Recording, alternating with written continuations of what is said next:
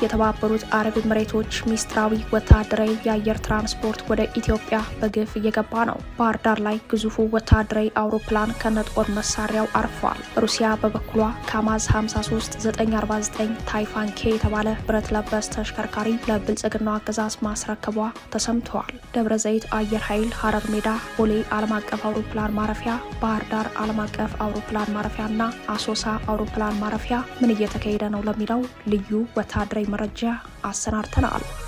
የብልጽግና ጦር በወጣበት ቀጠና ከባድ ግጭት ተቀስቅሷል። ብልጽግና በአዲስ የክተት ጥሪ መከላከያን በ3 አቅጣጫ ወደ ትግራይ እያጓጓዘ ባለበት በዚህ ጊዜ በሌሎች የኢትዮጵያ ክፍሎች በጦር መሳሪያ የታጀበ ግጭት መቀስቀሱ ተሰምተዋል። በግጭቱ ከ20 በላይ ሰዎች ሕይወታቸው አልፏል። መጠነ ሰፊ የንብረት ውድመት ደርሷል። ይህም ሌላኛው የግንባር መረጃችን ነው። የፋኖ ኃይሎች ጠንካራ ወታደራዊ አቅም መገንባታቸውን አንድ ዓለም አቀፍ ሪፖርት አመላክቷል። ሪፖርቱ የፋኖን የትግል መነሻ ከመሰረቱ ከዳሰሰ በኋላ የአገዛዙን የጦርነት ዓላማና ጦር ወንጀል ተንትኗል። አገዛዙ በአማራ ሕዝብ ላይ ድምፅ አልባ የዘር ፍጅት እየፈጸመ መሆኑን ይኸው ዓለም አቀፍ ተቋም በሪፖርቱ አጋልጧል። ዝርዝሩን ይዘናል። በቀጠናው ረባሽ ከተባሉት ሀገራት ተርታ የተመደበችው በተባበሩት አረብ ኤምሬትስ እግር የተተካችው ኳታር ወደ ሞቃዲሾ ግዙፍ ጦር መላኳ ተሰምተዋል። በሌላ በኩል የኢምሬቱ መሪ በጠና የመታመም ጉዳይ ብዙዎችን እያነጋገረ ቀጥሏል። ከቱርክ በመቀጠል ግሪክ ጉብኝቷን መሰረዟ ተጨማሪ ትኩረት ስቧል። ለሰዓቱ የመረጥንላችሁ ዜና ትንታኔያችን ነው። ሰላም ጤና ይስጥልን ውድ የጣና ቲቪ ተከታታይ ቤተሰቦቻችን፣ አብራችሁን ስትቆዩ እነዚህንና ሌሎች ዝርዝር መረጃዎችን ታደምጣላችሁ። የጣቢያችን የሰዓቱ ዜና መረጃና ዜና ትንታኔዎቻችን እንሆ ተጀምረዋል። እስከ መጨረሻው አብራችሁ እንድትቆዩ አክብሮታዊ ግብዣችን ነው።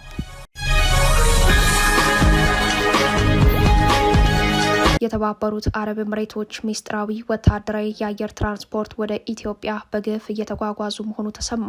ሩሲያ በበኩሏ ካማዝ 53949 ታይፋን ኬ የተባለ ብረት ለበስ ተሽከርካሪ ለብልጽግናው አገዛዝ ማስረከቧ ተሰምተዋል። ባለፉት ወራት ከተባበሩት አረብ ኤምሬቶች የተነሱ ወታደራዊ የጭነት በረራዎች ወደ ኢትዮጵያ የሚያደርጉት ጉዞ በከፍተኛ ሁኔታ እየጨመረ መጥተዋል። መዳረሻዎቹ ደብረ ዘይት አየር ኃይል፣ ሀረር ሜዳ፣ ቦሌ ዓለም አቀፍ አውሮፕላን ማረፊያ፣ ባህር ዳር ዓለም አቀፍ አውሮፕላን ማረፊያና አሶሳ አውሮፕላን ማረፊያ መሆናቸው በመረጃዎቹ ላይ ተመላክተዋል። በተለይም ባለፉት 4 ወራት የታየው የወታደራዊ በረራ ቁጥሩ የበዛ መሆኑ ታውቋል። እንደ ኦሲንት ያሉ ገለልተኛ የበረራ መረጃ አጣሪ ተቋማት የሚያወጧቸው የበረራ መረጃዎች ወደ ኢትዮጵያ የሚደረጉ ወታደራዊ በረራዎች ቁጥር መጨመሩን ያስረዳሉ። ወደ ኢትዮጵያ የሚደረጉ ወታደራዊ በረራዎች የበረራዎቹን ምንነትና ከድንገተኛ ጭማሪው በስተጀርባ ያለውን ምክንያት ለመረዳት መሰል መረጃዎችን መመርመር እንደሚገባ የሚገልጹት የጉዳዩ ተከታታዮች ሁኔታውን ከቀጣዩ ማዕቀብ ለማምለጥ የሚደረግ የቀጣዩ ሰፊ ግንባር ጦርነት ዝግጅት ነው ሲሉ ይገልጹታል።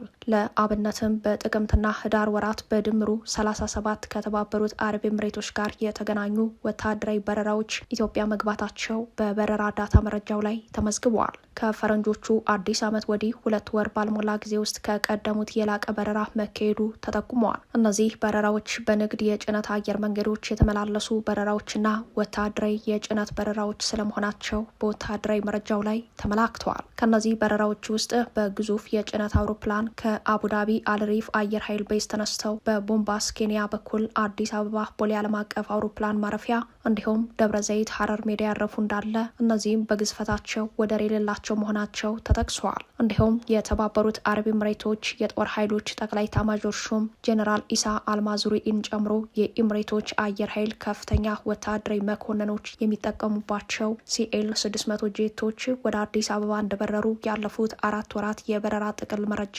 ያሳያል። ታህሳስ፣ ጥርና የካቲት መግቢያ ድረስ የበረራው መጠን በከፍተኛ ሁኔታ ጨምሮ አንዳንዴም በቀን በአማካኝ 2 በረራዎች ወደ ኢትዮጵያ ተደርገዋል ተብሏል። ይህም ከቀደሙት ጊዜያት ጋር ሲነጻጸር የ3 እጥፍ ጭማሪ አሳይተዋል። እንደ መረጃ ምንጩ ከሆነም 12 የተነሱ የሳተላይት ምስሎች በደብረ ዘይት ሀረር ሜዳ አየር ኃይል ቤዝ የተለያዩ የጭነት አውሮፕላኖች መኖራቸው ተረጋግጧል። ለአብነት አንደኛው አውሮፕላን ከሶማሊላንድ ፑንትላንድ ቦሳሶ አውሮፕላን ማረፊያ ተነስቶ ወደ ሀረር ሜዳ ሲመላለስ እንደነበር ተስተውሏል። ይህም የተባበሩት አረብ ኤሚሬቶች በሶማሊያ የነበራትን ጦር ለቃ መውጣቷን ተከትሎ የተፈጠረ ተከታታይ በረራ ሊሆን እንደሚችል ተመላክቷል። ሌላኛው ደግሞ ማዕቀብ የተጣለበት የሩሲያ አየር መንገድ አውሮፕላን የታየበት የበረራ መረጃ ሲሆን ከአቡዳቢው አልሪፍ አየር ኃይል ቤዝ ተነስቶ ወደ ኢትዮጵያ መምጣቱን የሚያሳይ መረጃ ወጥቷል። ከዚህ ቀደም አንድ የጭነት አውሮፕላን ከአቡዳቢ ተነስቶ በቀጥታ ባህር ዳር አውሮፕላን ማረፊያ ማረፉን የዘገበን ሲሆን ከአንድ ቀን ቀደም ብሎ ሌላኛው ወታደራዊ የጭነት አውሮፕላን ባህር ዳር ላይ ማረፉ ተሰምተዋል። እነዚህ በአይነታቸው የመጀመሪያ የሆኑ የቀጥታ የጭነት በረራ ሲሆን አንደኛው በረራ አውሮፕላኑ የቻይና ሰራሽ ወታደራዊ መሳሪያዎችን ሲያመላልስ እንደነበር ምንጮች ጠቁመዋል። የባህር ዳር አውሮፕላን ማረፊያ በቅርቡ መጠነ ሰፊ እድሳት እንደተደረገለት ይታወሳል። በተመሳሳይ የአሶሳ አውሮፕላን ማረፊያ እድሳትም ከዚሁ ወታደራዊ በረራ ዓላማ ጋር በተያያዘ እድሳት እንደተደረገለት መረጃዎች ያሳያሉ። የአሶሳ አውሮፕላን እድሳት በቅርቡ በሮይተርስ የምርመራ ዘገባ በተጋለጠው ከሱዳን ድንበር በ32 ኪሎ ሜትር አቅራቢያ በቤንሻንጉል ጉሙዝ ክልል መንግ በተባለ ስፍራ ለሱዳን ፈጥኖ ደራሽ ኃይል ተዋጊዎች የስልጠና ካምፕ ከመዘጋጀቱ ጋር የተያያዘ ዓላማ ሳይኖረው እንዳልቀረ ተጠቁመዋል። ከነዚህ በረራዎች በተጨማሪ በሶማሌላንድ በኩል የተደረጉ ሚስጥራዊ ወታደራዊ ጭነቶች መኖራቸው ታውቋል። ከበርበራ ሶማሌላንድ ወደ ኢትዮጵያ የገቡ ከፍተኛ የወታደራዊ መሳሪያዎች ጭነት የሚያሳዩ ተንቀሳቃሽ ምስሎች በተከታታይ መውጣታቸው ይታወሳል። ጭነቱ የመሳሪያ ኮንቴነሮችንና የተለያዩ ለጦርነት የተዘጋጁ ፒክአፕ መኪናዎችን ያካትታልም ተብሏል። ይህ ጭነት በድሬዳዋ በኩል ወደ ኢትዮጵያ መግባቱ ተረጋግጧል። በዚሁ የበረራ ዳታ መረጃ መሰረት ከሰሞኑ ባህር ዳር ያረፈው አዲሱ ወታደራዊ አውሮፕላን ጭነት መነሻው ከተባበሩት አረብ ኤሚሬትስ IL 76 ቲዲ የተባለ የጦር አውሮፕላን እንደሆነ መጠኑም ግዙፍ ስለመሆኑ በመረጃው ላይ ተመላክቷል። ይህ በእንዲህ እንዳለም ሩሲያ ለብልጽግናው አገዛዝ ካማዝ 53 949 ታይፋን ኬ የተባለ ብረት ለበስ ተሽከርካሪ ማስረከቧ ተሰምቷል። ብልጽግና የተረከበው የተጠመዱ ፈንጂዎችንና ልዩ ልዩ መሰናክሎችን የማለፍ ብቃት ያለውና በብዙ አስቸጋሪ የጦር ግንባሮች የተፈተነ ልዩ ብረት ለበስ ተሽከርካሪ መንገድ በሌላቸው ተራራና ሸንተረር እያቆራረጠ የሚጓዝ የተባለለት ወታደራዊ ተሽከርካሪ ነው። እንደ አፍጋኒስታን በመሰሉ ሀገራት ተመራጭ የሆነው ይህ ተሽከርካሪ ለከባባድ ውጊያዎች ጥቅም ላይ በመዋል ይታወቃል።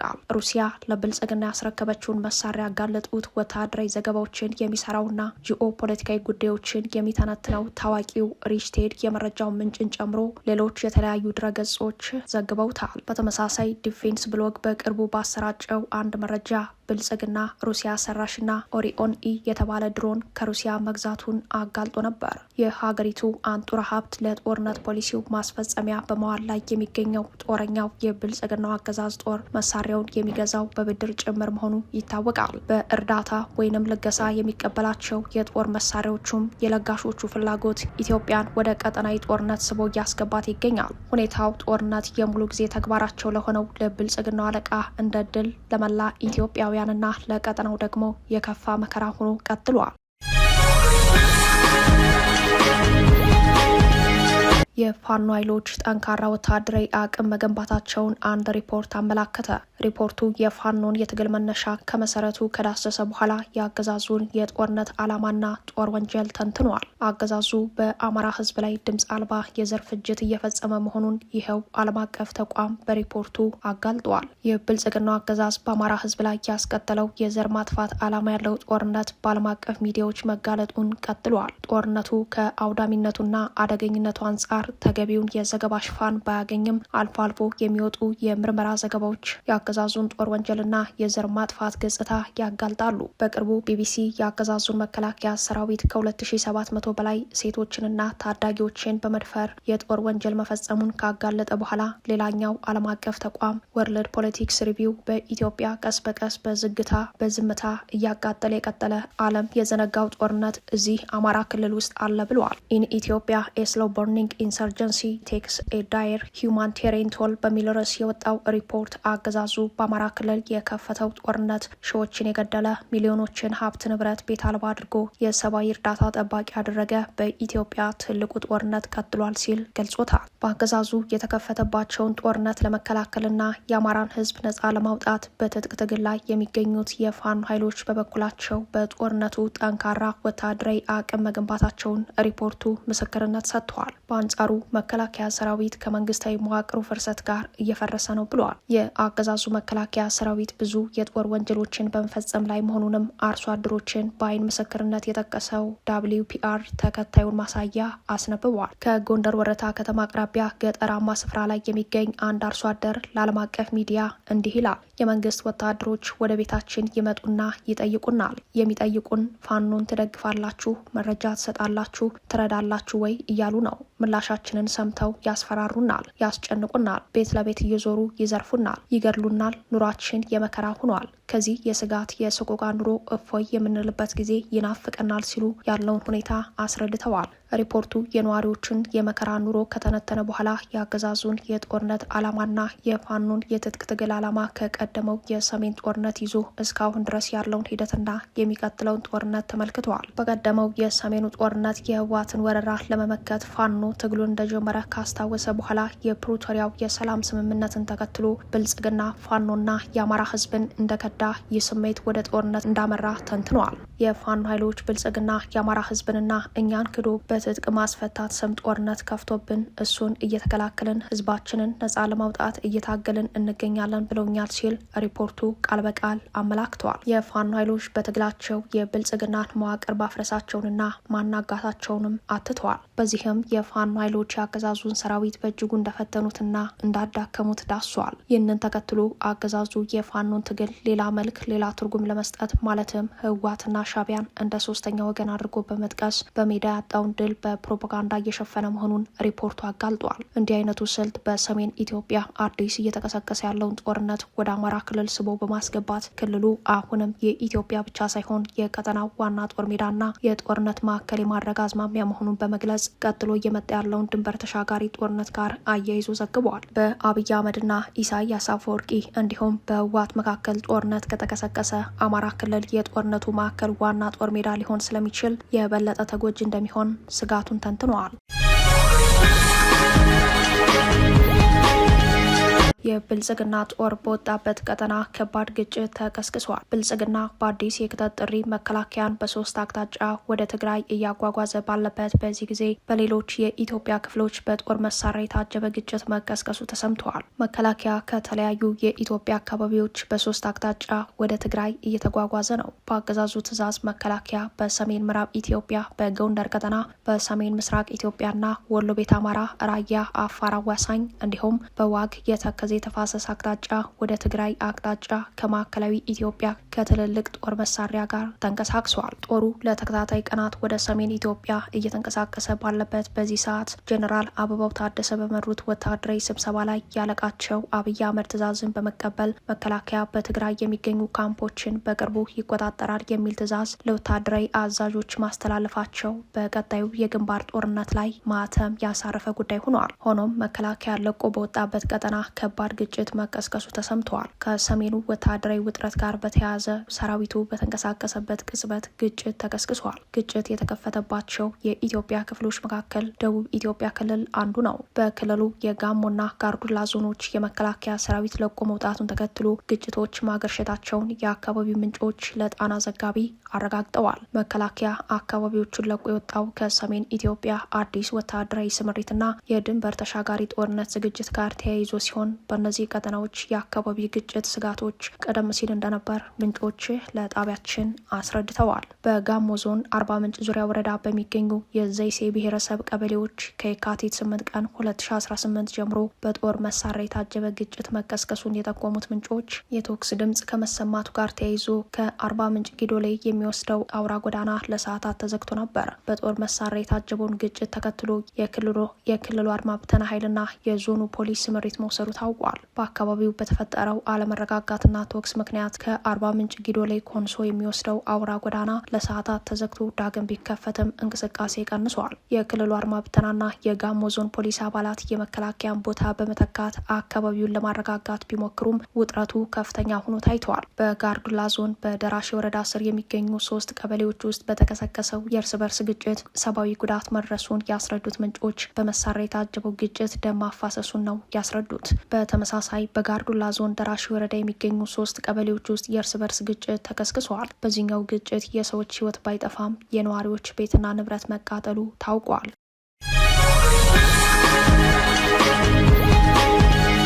በቀጠናው ረባሽ ከተባሉ ሀገራት ተርታ የተመደበችው የተባበሩት አረብ ኤምሬትስ እግር የተተካችው ኳታር ወደ ሞቃዲሾ ግዙፍ ጦር መላኳ ተሰምተዋል። በሌላ በኩል የኤምሬቱ መሪ በጠና የመታመም ጉዳይ ብዙዎችን እያነጋገረ ቀጥሏል። ከቱርክ በመቀጠል ግሪክ ጉብኝቷን መሰረዟ ተጨማሪ ትኩረት ስበዋል። እስራኤል ለሶማሌላንድ የሰጠችውን ሀገራዊ እውቅና ተከትሎ ሞቃዲሾ ከቀድሞ የትጥቅ አቀባይዋ የተባበሩት አረብ ኤምሬት ጋር ያላትን ግንኙነት ማቋረጧ ይታወሳል። ኤምሬቶችንና ሁሉንም የወታደራዊ ቁሶችን አውሮፕላኖችና የጦር ባለሙያዎችን ያባረረችው ሶማሊያ የአቡዳቢን ሚና ለመተካት ሩጫ ላይ ናት። ለሞቃዲሾ አዲሷ ወዳጅ ኳታር የኤምሬትስን ቦታ በመተካት ክፍተቱን ለመሙላት የመከላከያ ስምምነት በመፈረም ዶሃ አቡዳቢን የመተካት ሚናዋን በፍጥነት እየተወጣች ትገኛለች። የኳታር ግዙፍ የጦር ዕቃ ጫኝ አውሮፕላኖች ወደ ሞቃዲሾ በሳምንቱ ሲመላለሱ መታየታቸው የዚህ ቀዳሚ ማሳያ ሆኗል። የኳታር አየር ኃይል ንብረት የሆነው ግዙፉ C-70A ግሎብ ማስተር ስትራቴጂክ አውሮፕላን በሞቃዲሾ አደናዲ አየር ማረፊያ ላይ ሰኞ ዕለት ግዙፍ ጦር መሳሪያ አራግፏል። ግዙፉ የጦር መሳሪያ ተሸካሚ ያረፈው በሞቃዲሾ በርካታ ቦታዎችን ካደረሱ በኋላ መሆኑን የበረራ ዳታ መረጃዎች አመላክተዋል። አውሮፕላኑ በቅድሚያ ቱርክ ላይ ከታየ በኋላ ሞቃዲሾ ማረፉን ጋርዌ ዘግበዋል። ግዙፉ የጦር አውሮፕላን በትክክል ምን አይነት ትጥቅ እንደጫነ እስካሁን ባይብራራም በረራው ወታደራዊ ይዘት ያለውና ከሰሞኑ በሞቃዲሾ ዶሃና አንካራ መካከል የተፈጠረው ለሶማሊያ የወታደራዊ ትብብርን የተከተለ ሆኗል። ሞቃዲሾ ለደህንነቷና ቀጠናዊ ጫናን ለመከላከል ወደ ቱርክና ኳታር አመዝና ታይታለች። ቱርክ ባለፉት 2 ሳምንታት F-16 የጦር ጀቶችን ጨምሮ የጦር ሜዳ ከባድ ታንክ ወደ ሞቃዲሾ መላኳ ይታወሳል። በዓለም ላይ የጭነት አቅማቸው ከሚወደሱ አንዱ የሆነው የኳታሩ C-17 አውሮፕላን ወደ ሞቃዲሾ መግባትና ኳታር ለሶማሊያ የምታደርገውን የወታደራዊ ሎጂስቲክ ትብብር ማጠናከሯ ትኩረት ስበዋል። ይህ በእንዲህ እንዳለ የተባበሩት አረብ ኤምሬትስ መሪ ሼክ መሐመድ ቢን ዛይድ አልናህያን በጠና መታመም ብዙዎችን በብዙ ጉዳይ እያነጋገረ ይገኛል። ከዚህ ጋር ተያይዞ ከቱርክ በመቀጠል ግሪክ ጉብኝቷን መሰረዟ ተጨማሪ ትኩረት ስበዋል። ከሰሞኑ ለቁልፍ ጉዳይ ወደ ተባበሩት ኤምሬትስ ሊጓዙ የነበሩት የቱርኩ ፕሬዚዳንት ኤርዶጋን አስደንጋጭ ሚስጥር አውጥተዋል። ኤርዶጋን በድንገት ጉዟቸው መሰረዙን ያስታወቁት የኤምሬቱ መሪ ሼክ መሐመድ ቢን ዛይድ መታመማቸውን በመግለጽ ነው። ኤርዶጋን ለፕሬዚዳንቱ የጤንነት ችግር የተሰማቸውን ሀዘን ገልጸው መልካሙን ተመኝተው ከደቂቃዎች በኋላ ስህተት ተሰራ በሚል መልእክቱን ከይፋ ገጻቸው አንስተዋል። እንዲያም ሆኖ የቱርክ መንግስታዊ ሚዲያ በዜና መልክ ያጋራውን የኤምሬት ፕሬዚዳንት መታመም ዘገባ የኤምሬቱ መሪ ሼክ መሐመድ ቢን ዛይድ በጠና መታመምን ዓለም እየተቀባበለው ይገኛል። በማህበራዊ ሚዲያው ሼክ መሐመድ ቢን ዛይድ ሞተዋል የሚል የሐሰት መረጃ እስከ ማሰራጨት ደርሶ ታይተዋል። የኤምሬት ባለስልጣናት ጉዳዩን ቢያስተባብሉም ፕሬዚዳንቱ ግን በጤናቸው እንዳልሆኑ ሌላ አመላካች ማስረጃ ወጥቷል። ይህም ከቱርኩ ፕሬዚዳንት ኤርዶጋን በመቀጠል በሳምንቱ ኤምሬትን ለመጎብኘት ቀጠሮ የያዘችው ግሪክ ለጊዜው ምክንያቷን ሳታሳውቅ ጉብኝቱ መራዘሙን ማሳወቋ ጉዳዩን ትኩረት ሳቢ አድርጎታል። የግሪኩ ጠቅላይ ሚኒስተር ኪሪያኮስ ሚትሶታኪስ በዛሬው ዕለት ወደ አቡዳቢ ለማምራት ቀጠሮ ቢይዙም በአካል የነበረው ጉዞ በስልክ ከተደረገ ንግግር በኋላ ስለመራዘሙ መንግስታቸው አስታውቋል። ከዚህ ጋር ተያይዞ የኤምሬቱ ፕሬዚዳንት ጤና ጉዳይ የበለጠ መነጋገሪያ፣ የበለጠ ትኩረት ሳቢ ሆኖ ቀጥሏል። ፕሬዚዳንቱ በሀገር ውስጥ ለተቃዋሚ ኃይሎች ምንም አይነት መድረክ ባይሰጡም በውጭ ሀገራት ያሉ የተቃዋሚ ቡድን ፕሬዚዳንቱ በካንሰር ስለመያዛቸው እያስነገሩ የሚዲያውን ጡዘት ከፍ አድርገው ታይተዋል። የኤምሬት ተፎካካሪና ባላንጣዋ ሳውዲ አረቢያ በበኩሏ ጉዳዩን ይበልጥ እያስተጋባችው ነው። የኤምሬት ፕሬዚዳንታዊ ጽህፈት ቤት መሐመድ ቢን ዛይድ ከባለፈው ቅዳሜ ጀምረው ስራ ላይ መሆናቸውን የሚያሳዩ ፎቶዎችን ቢለቅም ይህንን አምኖ የሚቀበል ታዛቢ ጠፍተዋል። ቢን ዛይድ ፈገግ ብለው ከኳታር ኢሚር ሼክ ታሚን ቢን ሐማዳ ጋር የተነሱት ፎቶ አጠራጣሪ ነው የሚል ትችት እየተሰነዘረ ነው። ፕሬዚዳንቱ ከፌብሩዋሪ 10 እስከ 15 በርከት ያሉ የውጭ ሀገራት መሪዎች ስልኮችን ማስተናገዳቸውን ጽህፈት ቤታቸው በመግለጽ የጤናው እክል አለመኖሩን ለማስተባበል ተሞክሯል። ኤርዶጋን በወዳጅነት ስሜት ያጋሩት የጤና እክል ጉዳይ ግን በአረቦቹ ማህበራዊ ሚዲያ ዋነኛ የመነጋገሪያ አጀንዳ ሆኖ ቀጥሏል።